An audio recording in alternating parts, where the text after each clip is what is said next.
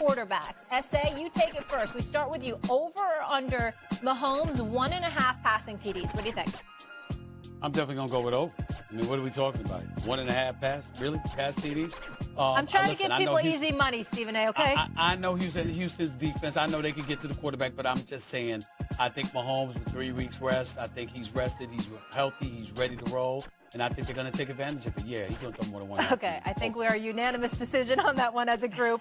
Now we move to Jayden Daniels. L, this one's for you. Over or under 1.5 passing TDs in Detroit? Yeah, so Jayden Daniels has had at least 2 touchdowns in 6 of his last 7 games, including 5 touchdowns against that vaunted Eagles defense a few weeks back. So I'm going to go with the over here, that he's going to have 2 passing touchdowns. Okay, sounds like good money to me. Finally, Dan, the Rams will be on the road against the Eagles. Will your guy, Matt Stafford, have over under 224.5 passing yards against the Eagles?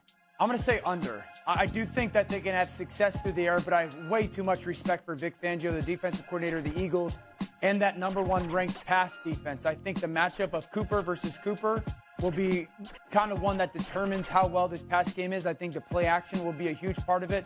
But Matthew going against Vic Fangio has always been about patience and a little bit of the underneath game. I think it's an efficient pass game, but not a ton of explosive elements. All right, so to recap, we're going with Mahomes, 2 or more passing TDs, Jayden Daniels, 2 or more passing TDs, and Matt Stafford under 225 passing yards. If you like these plays, head over to ESPN Bet Sportsbook and look for the First Take Triple Play Parlay. I'm feeling good about these. All right, let's dive more into this Rams-Eagles matchup. Dan, I'll come to you on this. What do you think will be the biggest key in this matchup? The Rams defense versus Saquon. They got to treat Saquon like teams try to treat Derrick Henry. You have to make him stop his feet. You have to try to get him to slow down in the backfield. Saquon has, this is one of the most remarkable numbers in all of the NFL this season, 1,440 yards rushing before contact. That's a season's worth of rushing yards before a person touches him. So, and if you go back to the game and the highlights that you're seeing, that was the story of that game, that they had so many gashing holes, and he would get to that 8 to 10 yard depth in their defense, and he'd be gone before anyone touched him. So if the Rams want any chance in this football game, they got to sit there and go defensive line in our second level, but we got to get Saquon down on the ground. We have to minimize the run game. If they can do that, then I think that they could have a great matchup. I think Ahkello Witherspoon matches up decently versus A.J. Brown, physicality-wise. It's about Saquon. I'm going to go with Puka because I mentioned him earlier. I think that, Matt Stafford only has eyes for him right now. With all due respect to Cooper Kupp, I'm sure he'll be instrumental. Well, I said Cooper versus for one reason. Cooper versus Cooper, because you just like to talk about thematically. The white boy. Yeah, okay, perfect. The white boy's always got a home with you. You're going to get your due. Mostly, though, because, as you know, Dan, like pre-snap motion is something that they really like to do, the Rams. And we've actually heard Vic Fangio talk about how confusing that can be, how much it puts your defense on its heels. And he said that that's a big part of the reason why they had so much success against them earlier in the year. But I also think we talked about this a little bit.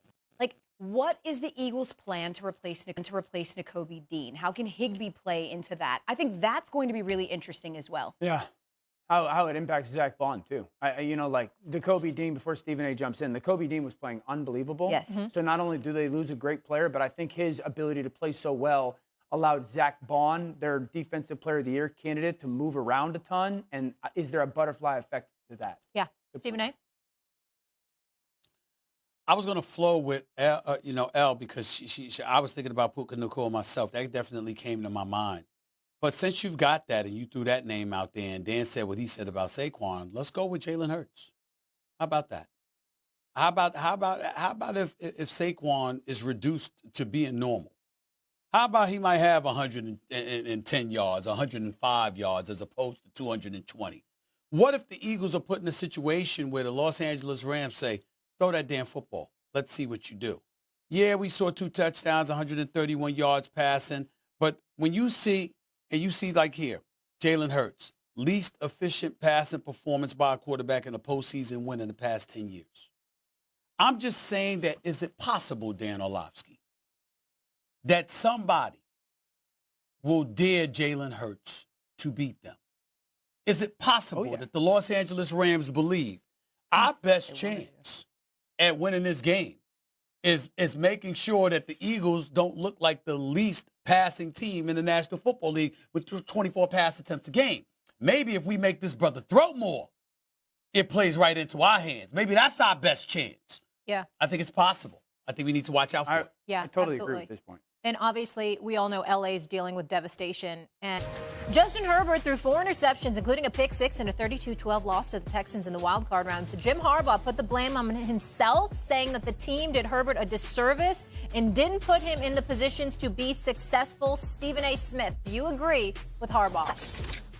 Yes, I do, but that doesn't absolve Herbert. He's absolutely right because they only ran the ball about 18 times until they, when you look at them not really running the football, that was inexcusable on the part of the Chargers for the first 3 quarters before, when it was a 1-score game.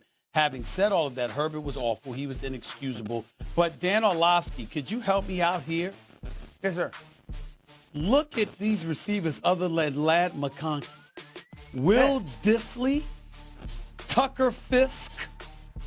Here they go. They're just taking so many shots fired. I mean, what? I mean, could you get no disrespect? Be nice, but Stephen. could you get the brother some help? I mean, no disrespect. Stephen A. Could you get the brother some help? Well, that's please. That's the whole offseason thing. They're going to have to add offensive people. But getting him some help didn't have anything to do with those cross-field throws that we just watched. Like that he had 2 interceptions go off people's hands. He also had 2 that he threw high and 1 he threw across his body that we just showed. The one he throws across his body, Lassiter makes a pretty darn good play on. Okay. Well, you know what's something now? Hold on. I just have one question. You know what, Al? Are there any quarterbacks you don't defend? I'm being serious. No. Asking for a friend. I'll always have the quarterback's back. If you want a cool, small, cold open, you got to know who you're throwing it to. Xin chào tất cả các bạn đã đến với kênh YouTube của mình. Những video của mình tạo là những video tô mò đây. Và hôm nay mình sẽ lại tô mò những con vật cho các bạn xem này. Đây. Những sản phẩm của mình. Đây là những sản phẩm mình chưa tô nha. Sản phẩm mình tô xong thì nó sẽ có những màu sắc như thế này, các bạn ạ. Đấy. Mình sẽ tô rất nhiều những sản phẩm này. Đấy. Và để tô được những sản phẩm của mình không thể thiếu được hộp xăm màu. Đây là xăm màu nha. Và bây giờ các bạn hãy cùng theo dõi mình tô màu sản phẩm nha. Em sẽ tô màu nha bạn.